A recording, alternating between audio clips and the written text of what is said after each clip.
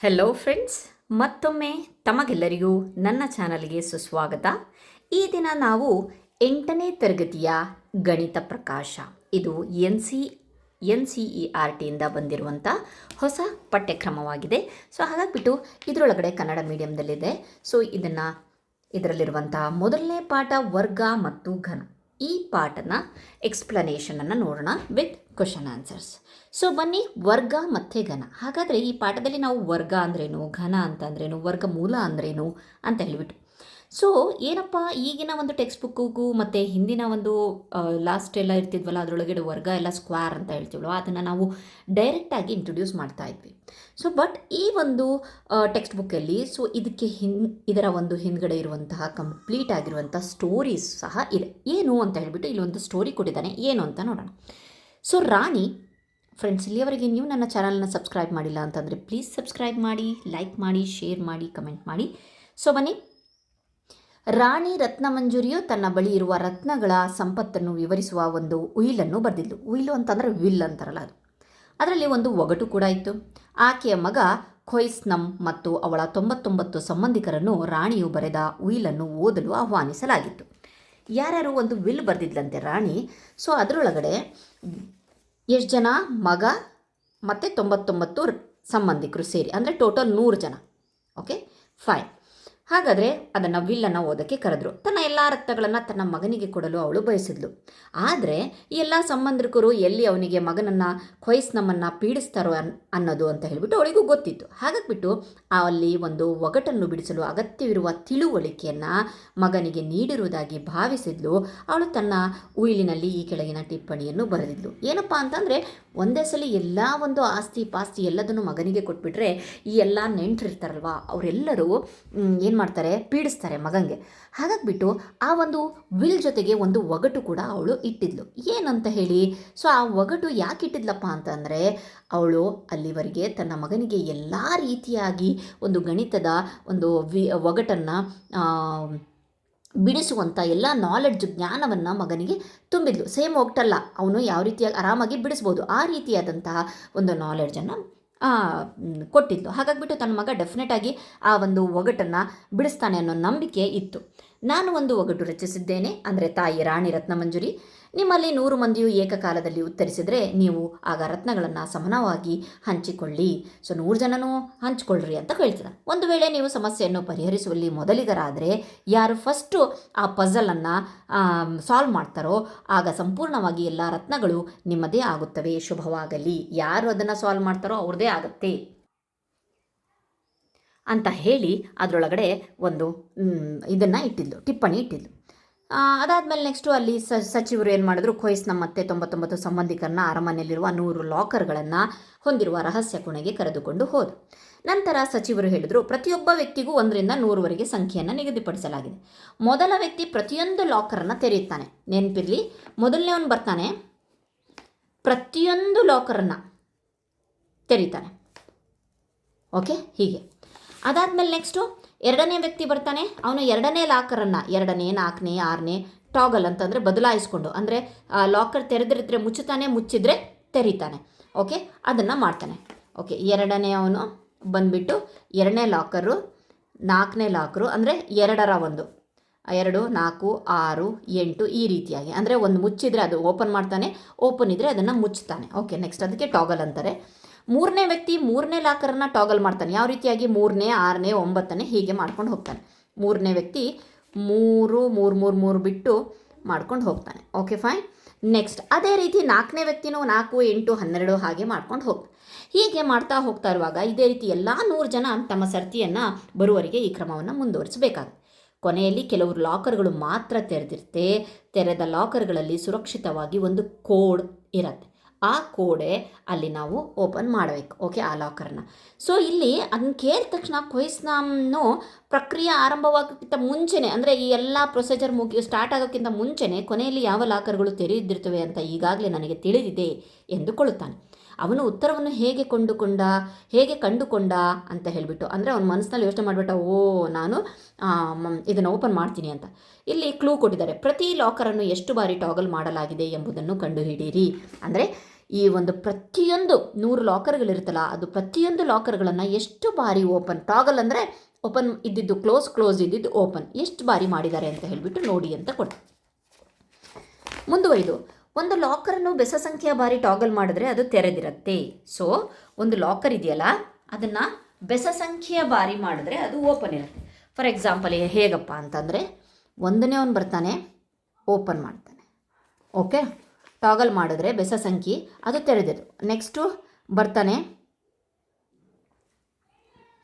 ಅಂದರೆ ಇಲ್ಲಿ ಒಂದರ ಅಪವರ್ತನ ಅಂತಂದರೆ ಒಂದು, ಅದು ಓಪನ್ ಆಗುತ್ತೆ. ನೆಕ್ಸ್ಟು ಎರಡನೇ ಲಾಕರಿಗೆ ಹೋದಾಗ 1 ಮತ್ತು 2 ಅನ್ನೋದು ಇದರ ಒಂದು 2 ಮತ್ತು 1 ಅನ್ನೋದು ಇದ್ರು. ಇಲ್ಲಿ ಒಂದಕ್ಕೆ ಓಪನ್ ಇರುತ್ತೆ, ಎರಡನೇದಕ್ಕೆ ಏನಾಯಿತು, ಕ್ಲೋಸ್ ಆಯಿತು. ಫೈನ್. ಮತ್ತು 3ಕ್ಕೆ ಬಂದಾಗ 1, 2, 3 ಇದರ ಅಪವರ್ತನಗಳು ನಾವು ಆಲ್ರೆಡಿ ಕಲ್ತಿದ್ದೀವಿ, 6, 7ರಿಂದನೇ ಸ್ಟಾರ್ಟ್ ಆಗಿದೆ. ಸೊ ಕಲ್ತಿದ್ದೀವಿ. So open, close, open. Next 4ಕ್ಕೆ ಬರ್ತೀನಿ. 4 ಬಂದಾಗ 1 ಇದೆ, 2 ಬರುತ್ತೆ, 4 ಬರುತ್ತೆ ಅಲ್ವಾ. 1ನೇ ಮಗ್ಗಿಯಲ್ಲಿ ಬರುತ್ತೆ, 2ನೇ ಮಗ್ಗಿಯಲ್ಲಿ, 4ನೇ ಮಗ್ಗಿಯಲ್ಲಿ ಬರುತ್ತೆ. ಓಪನ್, ಕ್ಲೋಸ್, 1, 2, 4, ಇದು 2 ಬರಲ್ಲ, ತಪ್ಪು ಬರೆದ್ಬಿಟ್ಟೆ, ಇದು 2 ಆ್ಯಕ್ಚುಲಿ. ಕ್ಲೋಸ್. ಫೈನ್. 1 ಮತ್ತು 2 ಕ್ಲೋಸ್, 1, 2 ಓಪನ್. ನೆಕ್ಸ್ಟ್ 5 ಬಂದಾಗ 1 ಮತ್ತು 5 ಅಷ್ಟೇ ಅದರ ಅಪವರ್ತನ, ಓಪನ್, ಕ್ಲೋಸ್. 6 ಬಂದಾಗ 1ನೇ ಮಗ್ಗಿಯಲ್ಲಿ ಬರುತ್ತೆ, 2ನೇ ಮಗ್ಗಿಯಲ್ಲಿ ಬರುತ್ತೆ, 3ನೇ ಮಗ್ಗಿಯಲ್ಲಿ ಬರುತ್ತೆ, 6ನೇ ಮಗ್ಗಿಯಲ್ಲಿ ಬರುತ್ತೆ. Open, close, open, close. ಅದೇ ರೀತಿ ಸ್ವಲ್ಪ ಮುಂದಕ್ಕೆ ಹೋಗೋಣ. 7, 1 ಮತ್ತು 7 ಓಪನ್, ಕ್ಲೋಸ್. 8 ಬಂದಾಗ 1, 2, 4ನೇ ಮಗ್ಗಿಯಲ್ಲಿ ಬರುತ್ತೆ, 8ನೇ ಮಗ್ಗಿಯಲ್ಲಿ ಬರುತ್ತೆ. Open, close, open, close. 9 ಬಂದಾಗ 1, 3, 9 ಓಪನ್, ಕ್ಲೋಸ್, ಓಪನ್. 10ನೇ ಮಗ್ಗಿಯಲ್ಲಿ ಬಂದಾಗ 1, 2 ಎರಡನೇ ಮಗ್ಗಿಯಲ್ಲಿ ಬರುತ್ತೆ, 5ನೇ ಮಗ್ಗಿಯಲ್ಲಿ ಬರುತ್ತೆ, 10ನೇ ಮಗ್ಗಿಯಲ್ಲಿ ಬರುತ್ತೆ. Open, close, open, close. So next ಹಾಗೆ ನೋಡ್ಕೊಂಡು ಹೋದ್ವಿ ಅಂತ ಅಂದರೆ 11, 12 ಹಾಗೆ ನೋಡ್ಕೊಳ್ತಾ 16ಕ್ಕೆ ಹೋಗ್ತೀನಿ ನಾನು. 16ರದ್ದು ಯಾವುದಾದ್ರು ಬರುತ್ತೆ, 1ನೇ ಮಗ್ಗಿಯಲ್ಲಿ ಬರುತ್ತೆ, 2ನೇ ಮಗ್ಗಿಯಲ್ಲಿ ಬರುತ್ತೆ, 4ನೇ ಮಗ್ಗಿಯಲ್ಲಿ ಬರುತ್ತೆ. ನೆಕ್ಸ್ಟು 8ನೇ ಮಗ್ಗಿಯಲ್ಲಿ ಬರುತ್ತೆ, 16ನೇ ಮಗ್ಗಿಯಲ್ಲಿ ಬರುತ್ತೆ. Okay, open, close, open, close, open. Okay, 16 ಆದಮೇಲೆ ನೆಕ್ಸ್ಟ್ ನೀವು 17, 18 ಎಲ್ಲ ಟ್ರೈ ಮಾಡ್ಕೊಳ್ರಿ. ನಾನು ನೆಕ್ಸ್ಟ್ ಸೀದಾ 25ಕ್ಕೆ ಹೋಗ್ತೀನಿ. ಯಾಕೆ ಅಂತ ಹೇಳ್ಬಿಟ್ಟು ಹೇಳ್ತೀನಿ. 1ನೇ ಮಗ್ಗಿಯಲ್ಲಿ ಬರುತ್ತೆ, 5ನೇ ಮಗ್ಗಿಯಲ್ಲಿ ಬರುತ್ತೆ, 25. Open, close, open. ಈ ಕಾನ್ಸೆಪ್ಟ್ ಅರ್ಥ ಮಾಡ್ಕೊಳ್ಳೋದು ಬಹಳ ಇಂಪಾರ್ಟೆಂಟು. ಯಾಕಂತಂದರೆ ಇಡೀ ಕಥೆಯ ಒಂದು ಜಿಸ್ಟ್ ಇಲ್ಲೇ ಅಡಗಿರೋದು. ಸೊ ಇಲ್ಲಿ ನೋಡೋಣ. ನೆಕ್ಸ್ಟು, ಒಂದು ಲಾಕರನ್ನು ಬೆಸ ಸಂಖ್ಯೆಯ ಬಾರಿ ಟಾಗಲ್ ಮಾಡಿದ್ರೆ ಅದು ತೆರೆದಿರುತ್ತೆ, ಇಲ್ದಿದ್ರೆ ಅದು ಮುಚ್ಚಿರುತ್ತೆ. ಲಾಕರನ್ನು ಎಷ್ಟು ಬಾರಿ ಟಾಗಲ್ ಮಾಡಲಾಗುತ್ತದೆ ಎಂಬುದು ಲಾಕರ್ ಸಂಖ್ಯೆಯ ಅಪವರ್ತನಗಳ ಸಂಖ್ಯೆಗೆ ಸಮನಾಗಿರುತ್ತದೆ. ಉದಾಹರಣೆಗೆ 6ನೇ ನಂಬರಿನ ಲಾಕರನ್ನು ಮೊದಲನೇ ವ್ಯಕ್ತಿ ತೆರೀತಾನೆ, 2ನೇ ವ್ಯಕ್ತಿ ಅದನ್ನು ಮುಚ್ಚುತ್ತಾನೆ, 3ನೇ ವ್ಯಕ್ತಿ ಅದನ್ನು ತೆರೆಯುತ್ತಾನೆ, 6ನೇ ವ್ಯಕ್ತಿ ಅದನ್ನು ಮುಚ್ಚುತ್ತಾನೆ. ಸೊ ಅದೆಲ್ಲ ಬೇಡ ನಮಗೆ ಕಾನ್ಸೆಪ್ಟು. ಇಷ್ಟು ನೆನ್ಪಿಟ್ಕೊಳ್ಳಿ. ಏನಪ್ಪ ಅಂತಂದರೆ ನಾವು ಇಲ್ಲಿ ಇಷ್ಟೇ ಸ್ಟೋರಿ ಇರೋದಿಲ್ಲಿ. ನಾವು ಏನಪ್ಪ ಅಂತಂದರೆ ಇಲ್ಲಿ ಅಪವರ್ತನಗಳನ್ನು ಬರ್ಕೊಂಡು ಹೋಗ್ತೀನಿ. 1ರ ಅಪವರ್ತನ 1 ಬೆಸ ಸಂಖ್ಯೆಯ ಅಪವರ್ತನಗಳು ಬಂತು ಅಂತ ಅಂದರೆ ಅಲ್ಲಿ ಆಟೋಮ್ಯಾಟಿಕಲಿ ಆ ಒಂದು ಡೋರ್ ಇದೆಯಲ್ಲ, ಅದು ಬೆಸ ಸಂಖ್ಯೆ ಓಪನ್ ಇರುತ್ತೆ. ಸೊ ಇದು ಬೆಸ ಸಂಖ್ಯೆ ಒಂದೇ ಒಂದಿದೆ. ಈ ಒಂದನ್ನು ನೋಡಿಬಿಡ್ರಿ, ಎಷ್ಟು ಅಪವರ್ತನಗಳಿದ್ದಾವೆ, 1 ಅಪವರ್ತನ ಇದೆ. ಸೊ ಓಪನ್ ಆಯಿತು. ಫೈನ್. ನೆಕ್ಸ್ಟ್ ಇಲ್ಲಿ 1 ಮತ್ತು 2 ಅಪವರ್ತನಗಳಿದೆ, ಕ್ಲೋಸ್ ಇದೆ. ಇಲ್ಲೆಷ್ಟಿದೆ, 2 ಇದೆ. ಇದಲ್ಲ, ಇದು 2 ಇದೆ. 1 ಮತ್ತು 2 ಓಪನ್ ಇದೆ, ಓಪನ್, ಕ್ಲೋಸ್ ಇದೆ. ಓಕೆ, ನೆಕ್ಸ್ಟು 4ನೇ ನಂಬರಲ್ಲಿ 1, 2, 3 ಬೆಸ ಸಂಖ್ಯೆ ಇದೆ. 1, 2, 3 ಇದು 4 ಅಂತ ನೋಡಬೇಡ್ರಿ. ಎಷ್ಟು ಅಪವರ್ತನಗಳಿದ್ದಾವೆ, ಬೆಸ ಸಂಖ್ಯೆಯ ಅಪವರ್ತನಗಳಿದ್ದಾವೆ. 1, 2, 3. ಓಕೆ, 3 ಇದೆ, ಓಪನ್ ಆಯಿತು. 5ರಲ್ಲಿ 2 ಇದೆ, ಕ್ಲೋಸ್ ಇದೆ. 6ರಲ್ಲಿ ಮತ್ತೆ 4 ಇದೆ, ಕ್ಲೋಸ್ ಇದೆ. 8ರಲ್ಲಿ 4 ಬಂದಿದೆ, ಕ್ಲೋಸ್ ಇದೆ. 10ರಲ್ಲಿ 4 ಇದೆ, ಕ್ಲೋಸ್ ಇದೆ. 16ಕ್ಕೆ ಬರೋಣ. 1, 2, 3, 4, 5. ಸೊ ಇಲ್ಲಿ ಓಪನ್ ಇದೆ. ನೆಕ್ಸ್ಟ್ 25 ತೊಗೊಂಡ, ಇಲ್ಲಿ 1, 2, 3 ಇದೆ, ಇಲ್ಲಿ ಓಪನ್ ಇದೆ. ಇದೆಲ್ಲ ಓಪನ್ ಇದೆಯಲ್ವಾ. ಸೊ ಇಲ್ಲೇ ಅದನ್ನೇ ಕೊಟ್ಟಿರೋದು. ಏನು ಅಂತ ಹೇಳಿಬಿಟ್ರೆ, ಸೊ 1, 2 ಮತ್ತು 3 ಸಂಖ್ಯೆಗಳು 6ರ ಅಪವರ್ತನ. ಒಂದು ಎಕ್ಸಾಂಪಲ್ಲು 6ರ ಒಂದು ಎಕ್ಸಾಂಪಲನ್ನು ತೊಗೊಂಡಿದ್ದಾನೆ. ಯಾಕೆ ಓಪನ್ ಆಗಿರುತ್ತೆ ಅನ್ನೋದನ್ನು ಆಮೇಲೆ ಹೇಳ್ತೀವಿ ನಾವು. Okay fine. 1 6 ಅಪವರ್ತನ. Okay fine. ಲಾಕರ್ನ ಸಂಖ್ಯೆ ಅಪವರ್ತನಗಳ ಸಂಖ್ಯೆಗೆ ಸಮವಾಗಿದ್ದರೆ ಆಗ ಲಾಕರ್ನ್ನು ಸಮಸಂಖ್ಯೆಯ ಜನರು ಟಾಗಲ್ ಮಾಡ್ತಾರೆ, ಅದು ಅಂತಿಮವಾಗಿ ಮುಚ್ಚಲ್ಪಡುತ್ತದೆ ಅಂತ ಹೇಳಿಬಿಟ್ಟು ಆಯಿತು. ಸಮಸಂಖ್ಯೆ ಆಗಿದ್ದರೆ ಅದು ಅಂತಿಮವಾಗಿ ಮುಚ್ಚಲ್ಪಡುತ್ತದೆ. ಸೊ ನೋಡ್ರಿ ಇಲ್ಲಿ ಕ್ಲೋಸ್ ಆಗಿದೆ. ಬೆಸ ಸಂಖ್ಯೆಯ ಒಂದು ಇದು ಮಾಡಿದರೆ ಅದು ಓಪನ್ ಆಗಿರುತ್ತೆ. ಓಕೆ, ಒಂದು ಸಂಖ್ಯೆಯ ಪ್ರತಿಯೊಂದು ಅಪವರ್ತನಕ್ಕೂ ಅದಕ್ಕೆ ಜೋಡಿಯಾಗುವ ಅಪವರ್ತನ ಇರುತ್ತೆ, ಹೌದಲ್ವಾ? ಆ ಅಪವರ್ತನಗಳ ಜೋಡಿಯ ಗುಣಲಬ್ಧವು ಕೊಟ್ಟಿರುವ ಸಂಖ್ಯೆಯನ್ನು ನೀಡುತ್ತದೆ ಎಂಬುದನ್ನು ಗಮನಿಸಿ. ಇಲ್ಲಿ 1 ಮತ್ತು 6 ಇವುಗಳು 6ರ ಅಪವರ್ತನದ ಜೋಡಿಯನ್ನು ರೂಪಿಸ್ತದೆ. ಹೇಗೆ ಅಂತ ಅಂದರೆ 6ರ ಅಪವರ್ತನಗಳು ಯಾವುದು ಅಂತ ಅಂದರೆ 1 2 3 6 ಇಲ್ಲಿ ಜೋಡಿ. 1 ಮತ್ತು 6ನ ಗುಣಿಸಿದಾಗ 6 ಬರುತ್ತೆ. ಈ 2 3 ಈ ಜೋಡಿಯನ್ನು ಗುಣಿಸಿದಾಗಲೂ ಸಹ 6 ಬರುತ್ತೆ ಅನ್ನೋದನ್ನು ಹೇಳ್ತಾ ಇದ್ದಾರೆ. 2 3 ಮತ್ತೊಂದು ಜೋಡಿಯನ್ನು ಪ್ರತಿಯೊಂದು ಸಂಖ್ಯೆಯು ಸಮಸಂಖ್ಯೆ ಅಪವರ್ತನಗಳ ಹೊಂದಿದೆಯೇ? ಸೊ ಇಲ್ಲಿ ಕ್ವಶನ್ ಏನು, ಪ್ರತಿಯೊಂದು ಸಂಖ್ಯೆಯು ಸಮಸಂಖ್ಯೆ ಅಪವರ್ತನಗಳನ್ನು ಹೊಂದಿದೆಯೇ? ಇಲ್ಲ. ಇಲ್ಲಿ ನೋಡಿ 1 × 1 1 4 2 ಇದೆ, 3 ಬೆಸ ಸಂಖ್ಯೆ ಅಪವರ್ತನಗಳು. ಇಲ್ಲಿ 1 2 3 ಬೆಸ ಸಂಖ್ಯೆ. ಕೆಲವು ಸಂದರ್ಭಗಳಲ್ಲಿ 2 × 2 ನಾವು ಇಲ್ಲಿ ಒಂದೇ ಇಲ್ಲಿ ಕೇಳ್ಬೋದು ಏನಂತ ಹೇಳ್ಬಿಟ್ಟು 1 ಇದೆ 4 ಇದೆ 2 ಇದೆ 2 ಇದೆ, ಇಲ್ಲಿ 4 ಸಮಸಂಖ್ಯೆ ಆಯ್ತಲ್ವಾ, ಇಲ್ಲೂ 4 ಸಮಸಂಖ್ಯೆ ಆಯ್ತಲ್ಲ, ಇಲ್ಲಿ 2 ಸಮಸಂಖ್ಯೆ ಆಯ್ತಲ್ವಾ ಅಂತ 2 × 2 ಸೇಮ್ ನಂಬರ್ ಆಗಿರೋದ್ರಿಂದ ಈ ಸಂಖ್ಯೆಗಳು ಒಂದೇ ಆಗಿರೋದನ್ನು ನಾವು ನೋಡ್ತೇವೆ. ಸೊ ಹಾಗಾಗ್ಬಿಟ್ಟು ನಾವು ಇದು 2ರಿಂದ ಸೇರಿಸ್ಬಿಟ್ಟು ಒಂದೇ ತೊಗೊಳ್ತೀವಿ, ಸೇಮ್ ನಂಬರ್ ಅಲ್ವಾ, 1 2 4 ಮತ್ತೆ 2 ಅಂತ ಹೇಳಲ್ಲ ಅಲ್ವಾ. ಸೊ ಹಾಗಾಗ್ಬಿಟ್ಟು ಓಕೆ. ನೆಕ್ಸ್ಟು ಬೆಸ ಸಂಖ್ಯೆ ಅಂಶಗಳನ್ನು ಹೊಂದಿರುವ ಹೆಚ್ಚಿನ ಸಂಖ್ಯೆಗಳನ್ನು ಕಂಡುಹಿಡಿಯಲು ನೀವು ಈ ಒಳನೋಟವನ್ನು ಬಳಸಬಹುದೇ? ನೋಡೋಣ. ಉದಾಹರಣೆಗೆ 36ರ ಅಪವರ್ತನ ಜೋಡಿ 6 × 6, ಹೌದಲ್ವಾ? ಇಲ್ಲಿ ಎರಡೂ ಸಂಖ್ಯೆಗಳು 6 ಆಗಿರುತ್ತೆ. ಈ ಸಂಖ್ಯೆಯು ಬೆಸ ಸಂಖ್ಯೆ ಅಪವರ್ತನಗಳನ್ನು ಹೊಂದಿದೆಯೇ? ನೋಡೋಣ. ಹಾಗಾದರೆ 36ರ ಒಂದು ಅಪವರ್ತನಗಳನ್ನು ನೋಡೋಣ. 25ರವರೆಗೆ ನೋಡಿದ್ವಿ. ನೆಕ್ಸ್ಟ್ 36ರಲ್ಲಿ ಯಾವುದಿದೆ? 1ನೇ ಮಗ್ಗಿಯಲ್ಲಿ ಬರುತ್ತೆ, 2ನೇ ಮಗ್ಗಿಯಲ್ಲಿ ಬರುತ್ತೆ, 3ನೇ ಮಗ್ಗಿಯಲ್ಲಿ ಬರುತ್ತೆ, 4ನೇ ಮಗ್ಗಿಯಲ್ಲಿ ಬರುತ್ತೆ, 5 ಬರಲ್ಲ, 6 6ಲೆ 36, 7ನೇ ಮಗ್ಗಿಯಲ್ಲಿ ಬರಲ್ಲ, 8 4ಲೆ 32, 8 ಬರಲ್ಲ, 9ನೇ ಮಗ್ಗಿಯಲ್ಲಿ ಬರುತ್ತೆ, 10 ಇಲ್ಲ, 11 ಇಲ್ಲ, 12ನೇ ಮಗ್ಗಿಯಲ್ಲಿ ಬರುತ್ತೆ, 13ನೇ ಮಗ್ಗಿಯಲ್ಲಿ ಬರುತ್ತೆ, 12ನೇ ಮಗ್ಗಿಯಲ್ಲಿ ಬರುತ್ತೆ. ಓಕೆ, 12 3ಲೆ 36, 12 ಆದಮೇಲೆ 18, 18 2ಲೆ 36, ಲಾಸ್ಟ್ನೇದಾಗಿ 36ನೇ ಮಗ್ಗಿಯಲ್ಲಿ. ಸೊ ಎಷ್ಟಿದೆ ನೋಡೋಣ. 1 2 3 4 5 6 7 8 9 ಬಂತು. ನೀವು ಅದೇ open close odd number of ಅಪವರ್ತನಗಳು ಬಂದಿದೆಯಲ್ವಾ, ಬೆಸ ಸಂಖ್ಯೆಯ ಒಂದು ಅಪವರ್ತನಗಳು ಬಂದಿರೋದ್ರಿಂದ ಡೆಫಿನೆಟ್ಲಿ ಅದು ಲಾಸ್ಟ್ ನಂಬರ್ ಓಪನ್ ಆಗಿರುತ್ತೆ. ಸೊ ಇಲ್ಲಿ ಅದನ್ನೇ ಕ್ವಶನ್ ಕೇಳಿರೋದು ಏನು, ಇಲ್ಲಿ 6 × 6 ತೊಗೊಂಡ್ವಿ ನಾವು. Okay fine. ಇಲ್ಲಿ 6 × 6 ಇಲ್ಲಿ ಎರಡೂ ಸಂಖ್ಯೆಗಳು 6 ಆಗಿದೆ. ಬೆಸ ಸಂಖ್ಯೆ ಅಪವರ್ತನಗಳನ್ನು ಹೊಂದಿದೆಯೇ? ಹೌದು, ಬೆಸ ಸಂಖ್ಯೆಯ ಅಪವರ್ತನಗಳನ್ನು ಹೊಂದಿದೆ. 1 2 3 4 5 6 7 8 9 9 ಅನ್ನೋದು ಬೆಸ ಸಂಖ್ಯೆ ಅಲ್ವಾ. ಬೆಸ ಸಂಖ್ಯೆಯ ಅಪವರ್ತನಗಳು ಹೊಂದಿದೆ. 6ನ್ನು ಹೊರತುಪಡಿಸಿ 36ರ ಪ್ರತಿಯೊಂದು ಅಪವರ್ತನವು ಅದರ ಪಾಲುದಾರವಾಗಿ ವಿಭಿನ್ನ ಅಪವರ್ತನ ಹೊಂದಿದರೆ ಸಂಖ್ಯೆ 36 ಬೆಸ ಸಂಖ್ಯೆ ಅಪವರ್ತನಗಳನ್ನು ಹೊಂದಿದೆ ಎಂದು ನಾವು ಖಚಿತವಾಗಿ ಹೇಳಬಹುದು. ಇದು ನಿಜವೇ ಎಂಬುದನ್ನು ಪರಿಶೀಲಿಸಿ. ಹೌದು, ನಾವಿಲ್ಲಿ ಪರಿಶೀಲಿಸಿದ್ವಿ ಅಲ್ವಾ, ನೋಡಿದ್ವಿ ನಾವು.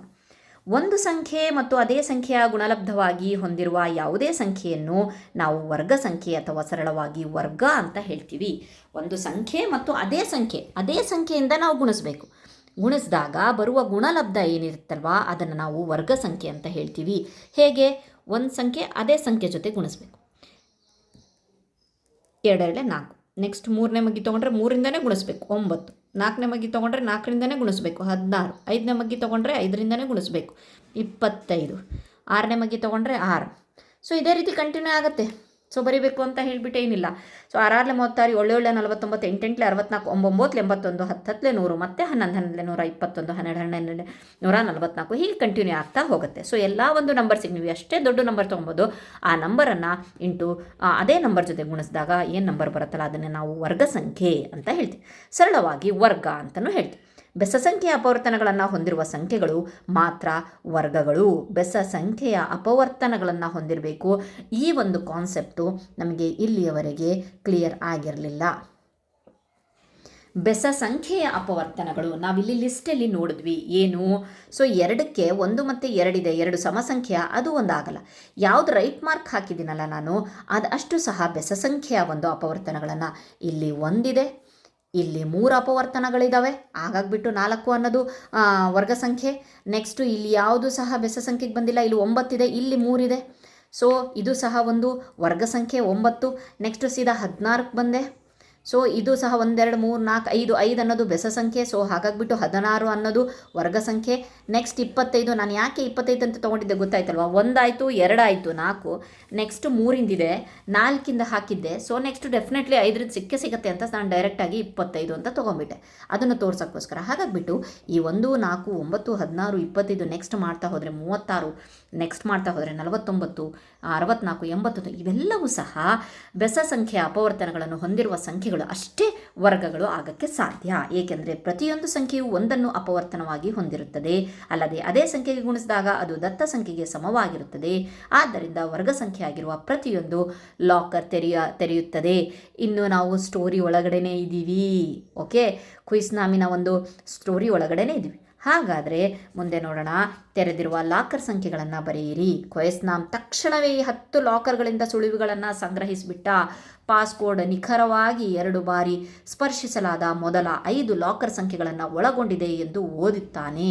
ಸೊ ಅದರೊಳಗಡೆ ಮತ್ತೆ ಒಂದು ಪಾಸ್ಕೋಡಲ್ಲಿ ಮತ್ತೆ ಟಿಪ್ಪಣಿಯಲ್ಲಿ ಮತ್ತೆ ಇನ್ನೊಂದಿತ್ತು. ಪಾಸ್ಕೋಡ್ ನಿಖರವಾಗಿ 2 ಬಾರಿ ಸ್ಪರ್ಶಿಸಲಾದ ಮೊದಲ 5 ಲಾಕರ್ ಸಂಖ್ಯೆಗಳನ್ನು ಒಳಗೊಂಡಿದೆ ಅಂತ ಹೇಳಿಬಿಟ್ಟು ಇದೆ. ಅಂದರೆ ಓಕೆ, ಇದು ಕಾನ್ಸೆಪ್ಟನ್ನು ಅರ್ಥ ಮಾಡ್ಕೊಳ್ಳಿ. ಈ ಪಾಯಿಂಟು 2 ಬಾರಿ ಸ್ಪರ್ಶಿಸಲಾದ ಅಂತಂದರೆ ಯಾವ ನಂಬರ್ ತೊಗೊಳ್ತಿದ್ದೀವೋ ಆ ನಂಬರ್ಗೆ 2 ಅಪವರ್ತನಗಳಿರತ್ತಂತೆ. ಸೊ ಬನ್ನಿ, ಯಾವುದೊಂದು ತೊಗೊಂಡಿದ್ವಿ ನಾವು? 1 ತೊಗೊಳಂಗಿಲ್ಲ, ಯಾಕಂದರೆ 1ಕ್ಕೆ ಬರೀ 1 ಅಷ್ಟೇ ಅಪವರ್ತನ ಇರೋದು. ಸೊ ಇದು ಬರಲ್ಲ ಆಟಕ್ಕೆ. ನೆಕ್ಸ್ಟು 2ಕ್ಕೆ ಹೌದು ಬರುತ್ತೆ, 1 ಮತ್ತು 2 ಬರುತ್ತೆ. ಸೊ ಬರಿತೀನಿ ನಾನು 2.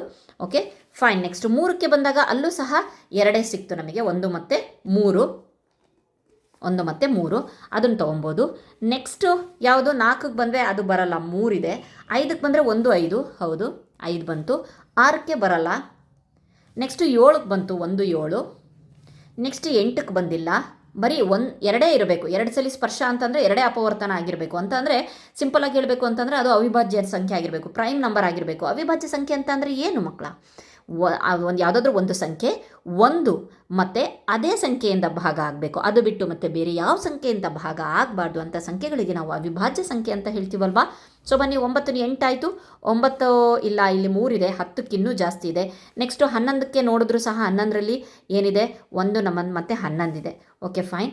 ಸೊ ಅವ್ರು ಹೇಳಿದ್ದಾರೆ ಏನಂತ ಹೇಳಿಬಿಟ್ಟು ಮೊದಲ 5 ಲಾಕರ್ ಸಂಖ್ಯೆಗಳನ್ನು ಒಳಗೊಂಡಿದೆ. ಸೊ ನಾವು ಮೊದಲ 5 ಅವಿಭಾಜ್ಯ ಸಂಖ್ಯೆಗಳನ್ನು ಬರೆದ್ರೆ ಆಯಿತು. Okay fine.